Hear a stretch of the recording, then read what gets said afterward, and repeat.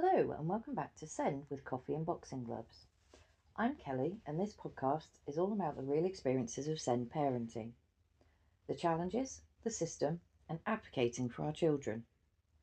Today's episode is called Our EHCP Journey, Fighting in the Ring with the Local Authority.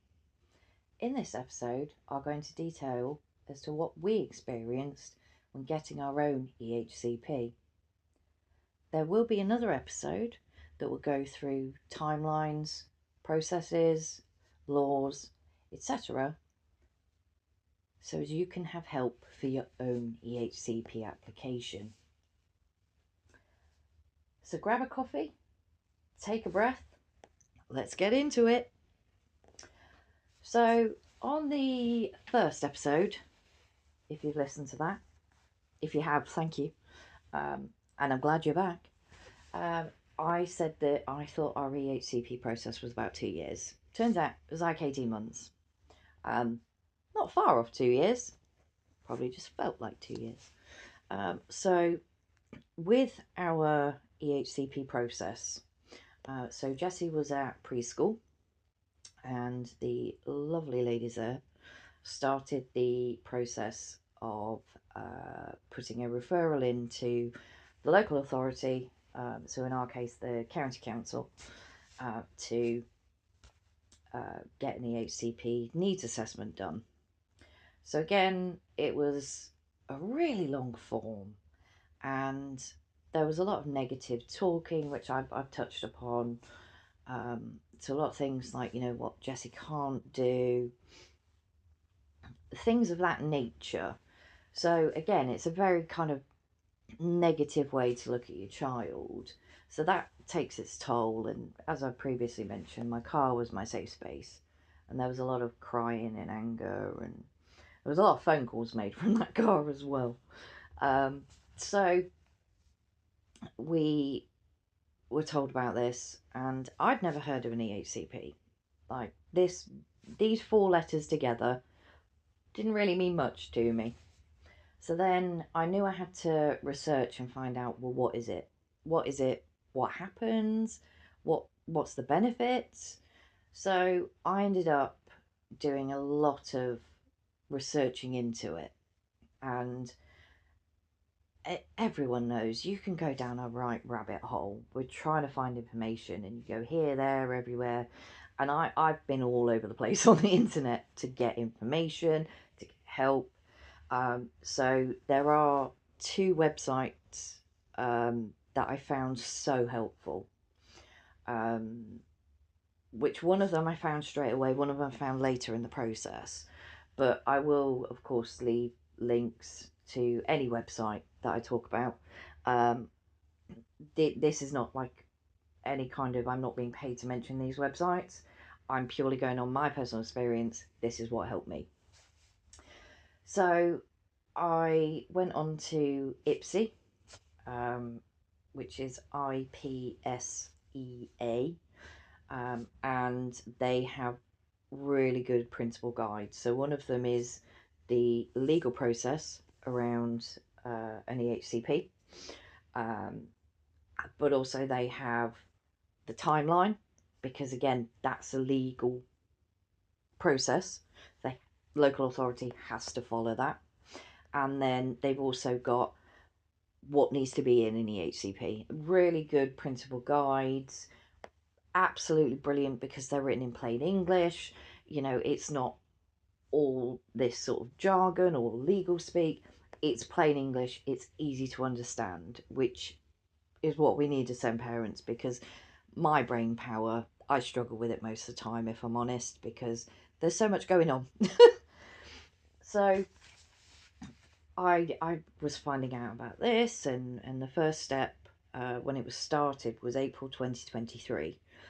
And when the needs assessment goes to the council, when the referral goes to council, they then do an EHCP needs assessment. And there's a legal timeline of between of up to 6 weeks. So by week 6, you should have basically a go no go for the HCP assessment. So we were advised on the very last day of that deadline. There's a pattern here. I think they do it just for fun. The very last day of that deadline, we were advised that they were going to go ahead with the EHC needs assessment. So I'd already found out that one of the reports that they rely on is from an educational psychologist or an EP. And the council source that, they pay for that to have the assessment. And we ended up, Rob and I had a video call with the educational psychologist, talking about, you know, Jess's behaviours, how she is. And the EP was going to have a meeting with the lovely ladies from preschool as well to go through Jess's behaviours there. And with any report, you can basically have your say on it. And I said to her, I said, well, when are you going to go and observe Jessie? And she said, I won't be observing Jessie. Right, but you're writing a report on my child, but you're not actually going to watch my child. No, we do it this way. I thought, my brain just went to, how can you logically observe a child, write a report about a child, if you're not going to see that child? Like that just, I couldn't make sense of it in my head. And I ended up saying to the caseworker at the county council, I ended up saying to him, if this report comes out and she's not done any observations on Jessie, I'm not accepting it. Because in my mind, yes, Rob and I could say stuff. Yes, the ladies at preschool can say stuff, but we're not professionals. We might miss something that she knows to look out for that we may not know about. So then it was agreed that she would do a video assessment, so she did. So anyway, that part was done. But I did find out that the reason she was doing it remotely was because our county council, the EP actually lived in South Africa. So that's why she wasn't going to go and visit preschool. Understandable. That's quite a journey. But she did do it by video, and we were happy with the report because she said that Jessie was going to need one-to-one full-time support. So that's the whole school day from the minute she gets there till end of the day, which the hours can vary, whether it's 1-to-1 or 1-to-2, or you know, that can vary as well, the ratio. So we had that done, and then I was hearing nothing at all from the caseworker, and I was like, can I have an update of where we are? And I'd ring up and I'd be like, you know, can I speak to my caseworker? They're not available at the moment. Can I get them to call you back? Yes, please. Gave me details. And then waited a couple of days, no call back, ring again. And this went on for like 8 days. And in the end, I got so angry. Now, just before I go into this bit, I have to say, and I think a lot of parents will probably be nodding along going, yep, absolutely. So being a parent of a SEND child absolutely changes you. It changes you so much. Because before I had Jessie and before I got involved in these fights, I would avoid confrontation at all costs. I'm not a confrontational person. You know, if you said no, I'd be like, all right then. And then just, that was that. But I'd be really annoyed about it personally. But you wouldn't know I was annoyed about it because I'd be like, oh, okay. But it changes you when you have to fight these people. And especially, it's the old thing of information is power. And it really is. Especially when dealing with the local authority. Because you can quote law at them. And you can be, well, you're wrong. But look, there's this thing called a law. That's why you're wrong, because you're not doing that, and you have to do that. So anyway, this went on for like 8 days, and I rang up, and I was at the end of my tether. And I rang, and I got through, and I said, can I speak to my caseworker? No, they're not available at the moment. Can I get them to give you a call back? I remember it like it was yesterday. Now, bear in mind, this is what, 2.5 years ago now? I remember it like it was yesterday because I still look back and laugh that I did it. And she said, can I get them to call you back? And I went, I'm going to tell you this now. If I don't get a call back by the end of the day today, tomorrow I'm going to come and sit down those council offices until somebody speaks to me. And don't think that I won't do that, because I actually will. So, oh, okay, I'll get someone to give you a call back. I had a call back 2 hours later. And I said to Rob later on, I told him that I'd done that. And he said, would you have really gone down council offices? And I went, absolutely. I'd have printed out signs and everything, and I'd have just sat there until somebody spoke to me. But I have to laugh at it now, because you shouldn't have to get to that point where you're just not being heard, that you have to threaten you're going to do something, and then someone rings you back. And the caseworker rang me back, and I kid you not, that call was about 2 minutes. That was all I needed. Yet it'd taken so long to get that. So I do, like I say, I still chuckle about that now. And you'll find out in later episodes. Not the only time I've threatened the council that I'd come and sit down their offices, but that's in another episode. So we went through the process. They sent the draft out, and again, EHCP has got a really, really good guide for checking your EHCP draft. Likewise, there is Contact, which is charity for families with disabled children. And they've got, again, a really, really good guide. Contact also lets you select what part of the UK you're in, so as the laws are specific to you. But again, I'll go into more detail around that on the next episode when we go through the processes, how you would do it, etc, etc. So I got this draft through, and I printed it off, and I had my highlighter and my red pen, which my highlighter and my red pen tend to make quite the appearance dealing with all of these things. So I went through it, and there was things in there, and it was like one-to-one support for 32.5 hours, which is obviously Monday to Friday, every single day. And then it was like, there were other things in there that weren't very specific, like when Jessie needs to have, time away, or something, quiet time, this will be judged by caregiver. And it's like, okay, but there was a lot of kind of vague language in it. So I was going through my highlighter, and I was amending things, and I wrote a letter to the caseworker, and I'm like, look, these are the points I disagree with. And I disagreed that it didn't say one-to-one dedicated support, it just said one-to-one support. And I was like, who's that going to be from? Is that from the caretaker? Is that from a teacher? Is that from a teaching assistant? Like, who's that from? So I said about that, and they wouldn't change it, just said one-to-one support. And then they said that Jessie would have to go to mainstream. Now, in hindsight, I wish I'd have fought harder at that point. That's one of my regrets, is why didn't I fight harder at that point? But I think because it'd been going on so long, and I just wanted to be rid of this caseworker, because, in my opinion, I mean, I know they have a lot of work to do.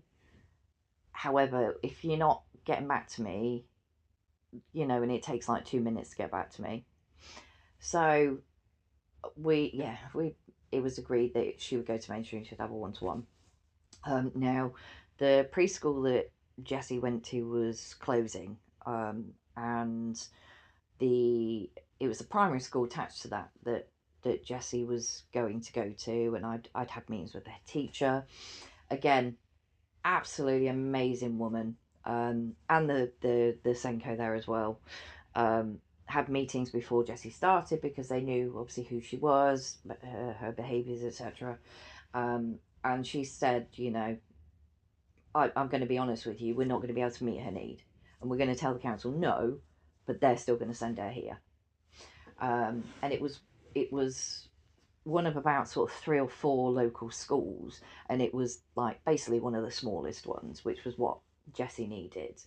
And then one of the ladies from preschool, she was actually going to be Jessie's one-to-one. So that was nice knowing that. And I'd said to the head teacher in Senko, I'm like, look, I'm going to be open and honest with you. I'm not going to sugarcoat anything, because that's not who I am. You know, there's no point trying to hide things or act like everything's okay, because that's not helping anyone.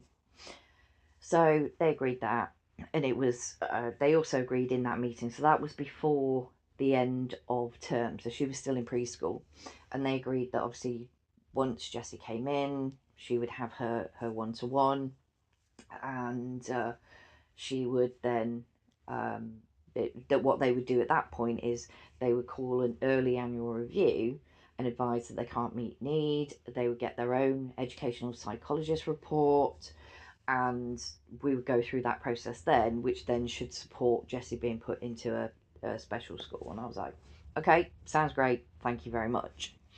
So then, because I disagreed with the one-to-one support and how it was written, the next step was mediation, and then you can go to tribunal. Now, one of the options is you can either do mediation, or you can get a mediation certificate straight away that says, you know, you want to go straight to tribunal, basically. And I thought, let's give mediation a go. So bearing in mind with this one-to-one support, I'd been emailing with a caseworker and even his manager at one point, and I was like, look, literally, this needs to be in here because it's not completely clear about it all. No, we're not changing it, we can't put it in. And that had gone, back and forth for a while. And then it was in August. So we had the final plan in the June, and in the August we had the mediation meeting. And I said about us, the dedicated one-to-one. And it was the caseworker's manager that was on the call with myself and the mediator. And I said to him, I said, well, look, it needs to say this, dedicated one-to-one support. And what he said, even now, I'm just like, really? Because he said, I can't put the dedicated in there, but I can put the one-to-one support in there, that it will be, because I think it was missing during like off-site activities, lunch break, etc. I think it wasn't too specific. He said, I can put all that in there, I just can't put the word dedicated. And I was like, we've been talking about this for a good couple of weeks. And I'm like, so you're telling me you'll put that in, you just can't put the word dedicated in? And he went, yes. And I went, whoa, could have saved ourselves mediation if you'd said that a couple of weeks ago. I'm not good at holding my tongue sometimes. And then that was that. And it was like, literally such a waste of time. So I was really quite annoyed by that, but, it was done. And then Jessie started at the mainstream primary school, which I'll do a later episode on our year at mainstream, as it turned out. So that'll be a further episode. But she started there with a one-to-one, and a couple of months went by, and the school got the educational psychologist in, did an observation of Jessie, did recommendations, and they called the early annual review. And I was like, right, I need to start looking at special schools around our area. Again, I didn't really know about this. I didn't really know how they operated. I didn't know where they were. I didn't know names of them. So again, finding a local parent carer forum really helped, because there were a lot of people talking about, obviously, special schools, etc. So I'd heard of a few, and then I think I put a post on Facebook, I think it was. I do tend to rant on Facebook a little bit, and I regularly say, council clowns, because that's what I feel I have to refer to them as now. And I think I put it on about, does anyone know about any? Because we aren't that far from the next county, and obviously that is potentially an option. And someone has said about a couple of schools that they were, and I was like, oh, interesting. And then one of them was an independent specialist, so it's not run by the council like there are council maintained special schools, but it's an independent one, and it was just for autistic children. And I looked at it and I was like, oh, I like this. So we had the annual review meeting, and the caseworker was there on Zoom, and it was the head teacher, the Senko, Jess's one-to-one, and myself.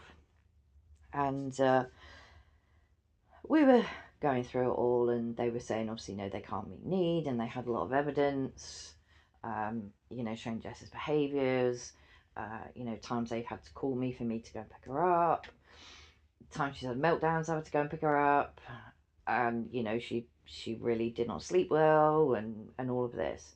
And I remember, again, like it was yesterday, saying to the caseworker, obviously, he knew who I was. I bet he was like, oh, tell him to go to this meeting. And I said to him, I want you to agree in her EHCP that she needs to go to a specialist setting. And I want you to agree that she will go to this school. And if I get both of those things, I'm happy. You don't hear from me. Hindsight, a little bit of a veiled threat. But again, one of my moments where I was like, yes, I've done this. So anyway, it's like, it needs to be looked into, blah, blah, blah. And because of the change, I'm still not exactly sure how it happened, but basically it went straight to panel went yes. So within a couple of weeks we were advised it's going to be agreed on her EHCP that she needs to go to a specialist setting. And then I went to her current school and had a meeting and had a look around and met the staff. Staff are amazing. Went into a couple of the sort of rooms that they have, because they're separate sort of rooms with classes. And I remember going into one room, and funnily enough, it's the one that Jessie is in now. And the teachers were all lovely. They were, answering questions. There was like a sensory area, and I just felt it in my gut. I'm like, Jessie needs to be here. Like, this is a perfect place for her. And Jess's one-to-one had actually come with me to go and look around it. And it was wonderful that she did that as well. And yeah, we went and looked around, and we both sort of agreed, yeah, this is perfect. But while we were in there, there was a little boy, and he had a long sleeve top on and a nappy, didn't have any trousers on. And it just struck me that he clearly didn't want to wear trousers, so they weren't making him wear trousers. They weren't making him conform. And I was just like, yeah. And just the setup of it, and just the staff just seemed so caring and so nice. And yeah, literally felt it in my gut. So we then, obviously the caseworker sent it out to obviously locally council maintained special schools, but also our preference of her current school. And I was like, okay, just a waiting game now. And because it was done online by this point, it wasn't when we first did it, but this point it was online. So you can see the rejection and the reason for rejecting. And there's legal wording that they have to use when they reject. So it kept coming through. Basically, we're full, but we're not allowed to say we're full. So we have to say that it will affect the education of others, which basically means it's full, we don't have enough staff. So got that. And then her current school said we can't meet need. And I was like, why can't they meet needs? Like, what? And in hindsight, I should have rang them and said, can I just ask you, what the reason was? But I was too scared to hear anything bad. So then it was like, okay, what do we do? She's got nothing. And bearing in mind, this point, we're talking like May. And obviously the term is ending in July.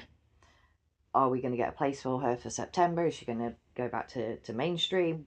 What's going to happen? And I'd given up talking to the caseworker by this point. I just kept going to the caseworker's manager. And then a couple of times he didn't get back to me. And I rang up and I'm like, right, this person is Director of Children's Services at the council. Can I have their email address? No, we can't give you that. Right, okay. You'd have to go through the formal complaint procedure. Right, okay. So I hung up. And of course, I'd had emails from 3 different people at the council. All of their email addresses were in the same format. First name dot surname at council.gov.uk. So I guessed it, and it worked. And then I got a call back. I think it was the next day. Again, it was from the manager I'd already been dealing with, but I think he might have had a bit of a kick up the bum. Because I was like, look, this is dragging on and on. She doesn't have a place anywhere yet. Like, what's going on? And he was like, leave it with me, leave it with me. And we had a grant from Family Fund, which again I'll go into on another episode. And we had a long weekend break at Centre Parks. And it was wonderful. Jessie loved it. She loves swimming, being in the water. And it was wonderful. It was our first little holiday together as well. And if you've been to Centre Parks, you know that you pull up at your lodge, you unpack your car, and you go and put your car in the main car park. And then when you're checking out, you go and get your car from the main car park, outside your lodge, fill it up, off you go. So I was walking down to the car park to go and pick up the car, because it was I think we'd gone Friday to Friday, sorry. And it was the Friday, and I'm walking down to the car, and I thought, I'll just check my emails. And I had an email from the manager, and he said, is it possible I can call you today? I think I found Jessie a place at a school. So I was like, oh my God. So I'm like, right, yeah, we're just away at the moment, but if you can call me sort of, in a few hours, I will absolutely answer the phone. So I got the car, came back, running into Rob going, I just had this email. Apparently they've got a place for her. So packing up, travelling, get home, and I'm literally looking at my phone, waiting for that phone call to come through. And he rang, and he said, we think we may have a place in principle at this school, being Jess's current school. And I was like, but they said they couldn't meet need. And apparently when they'd done the EHCP for Jessie in a specialist setting, it was one adult to Jessie and another child, but it'd been put round the wrong way. So it read as Jessie needed 2 adults. I'm not laying blame at the council clowns, but I believe that's where that came from. So, of course, they rejected because they didn't have the staff for that. And I was like, right. And he said they've got a place in principle starting in September. So this is like June by this point. And I was like, okay. And he's like, is it okay if I pass on your number and your email address to them? I went, yeah, absolutely. And then they rang me because it was a Friday afternoon by this point, and I was like, I can't wait until Monday now. And I got the phone call from the school, and they were like, oh, do you want to come for a visit? And I was like, oh, I've already been for a visit. I was like, I loved it. And she said, oh, okay, brilliant. I'll let you know what next steps are. And they rang back. And they said that they'd like Jessie to come in just to, obviously see what she's like before they make a decision. Absolute brilliant. Let, obviously, the mainstream school know. And they were like, absolutely, whenever you need the time, just let us know. And I took her there. And they I helped sort of walk her into this classroom, and then I sort of waited for my escort, and they took me back to the reception area. They've got a family room that you can sit in, and I'd taken my Kindle because I thought, why not? Let's get some reading in. And then a lady enters the room, and it was the head teacher, and lovely lady, really, chatty. And I was saying about, I felt it in my gut that this is a perfect place. And the whole time I'm sat there and I'm like, please accept her, please accept her, please accept her. Like, she needs to be here. And then she came out, and it was with a male teacher and the deputy head, who's also the school Senko as well. And they were like, oh, yeah, that went really well and everything. And then Jesse didn't want to let go of his hand. So he had to walk us out and put her in her car seat because she didn't want to let him go. And I was like, okay. And that was it. And then we came back home, and it was nerve-wracking because, again, it's just the waiting. You do a lot of that during the process. There's weeks where you're waiting to hear something, but it's on your mind every day. So you can't escape it, but you can't really do anything until you've heard what's going on next. So waited, and then I had a phone call from the caseworkers manager, and he said, look, it's been agreed completely. She's got her place. We just need to wait until that's in writing. And then the school rang me and said, look, we're going to accept her, but we can't completely accept her until we have it in writing from the council that they agree to pay the fees. So they did say, look, once that's agreed, we'll have an admission meeting and go through, obviously, what happens, processes, etc. So again, it's just waiting, and you're like constantly checking emails, like, is someone emailing me yet? Like, is it all in writing? Is it in writing? And I got confirmation that that it was put on the hub, the EHC hub, and instead of it just saying special setting, it had her school named. And I was just like, yay! I'm pretty sure I may have said a swear word or two at that point. But it was there, it was in black and white. They had it in black and white. And then it was in the July that I visited. Obviously, we discussed things like uniform. I'd already said I would be transporting her there and back. So they told me what the process is within the car park. So it's all very safe. You all kind of go in. It's all engines off, not moving. Wait until you're told you can go. Things like that. So kind of went through all of that. They went through, obviously, what they do. They gave me a copy of a dinner menu. She eats better than I do. Like, some of the things they have for dinner.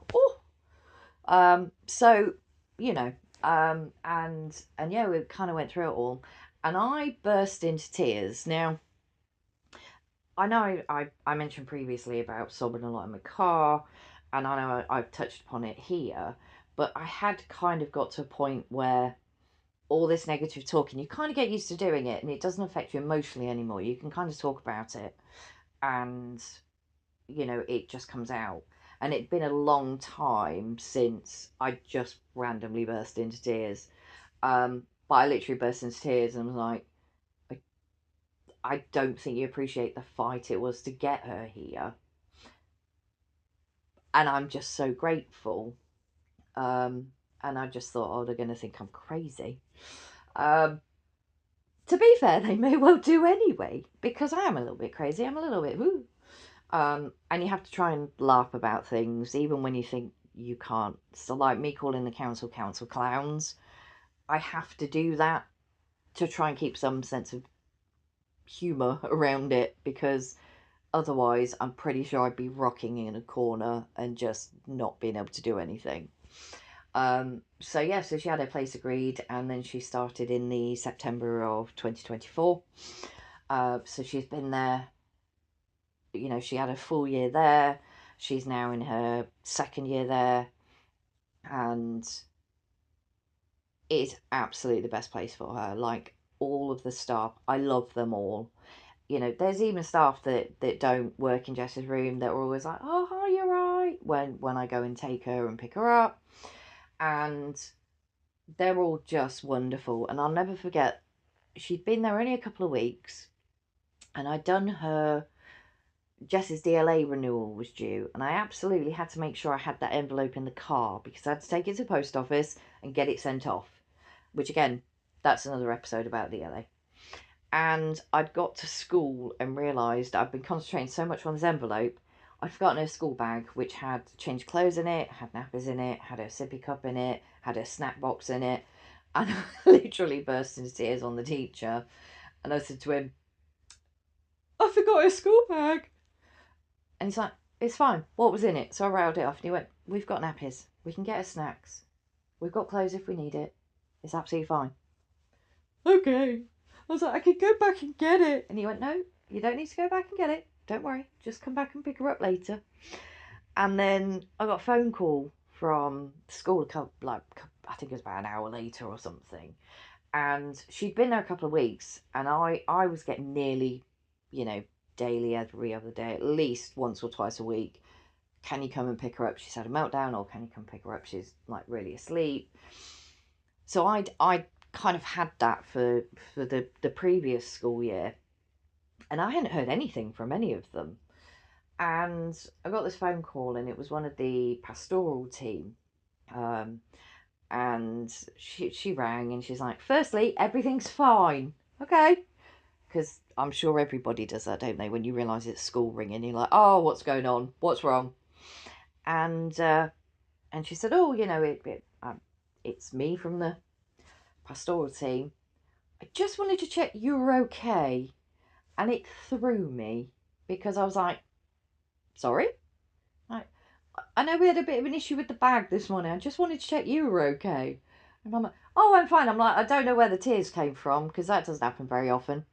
I was like, I think it was just the shock of it.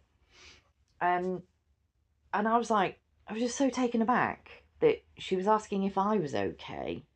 Um, we've since laughed about it quite a lot, but you know, they are absolutely wonderful because, as well, when I take her, there's been a couple of occasions where it's been a really challenging morning, and I get there, and they know straight away I'm not okay, and they've come over before and gone, "Are you okay?" And then I burst into tears and gone, "Do you want to have a bit of chat?" "Yeah, okay." So again, it's not something I've been used to. But I will, again, in another episode. I'm going to talk more about the current school as well, just to kind of go into a bit more detail of that. But then I will start to finish off now. But there was one of the parents at the current school, and there's a monthly meeting where parents can go to it and just hear what's going on, because obviously a lot of parents, they use the transport from the council, which that's another episode. And I was talking to this parent, and it taken them about 3 years to get the space at that school. 3 years of fighting.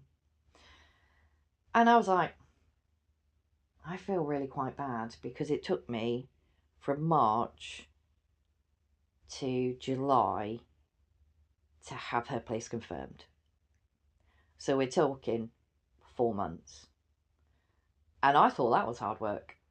Um, so it kind of goes to show I'm very much a believer in my case, she who shouts the loudest gets the help, because it does seem that it's that way, and it shouldn't be that way. Everybody should get the same amount of help, but it doesn't seem to work that way.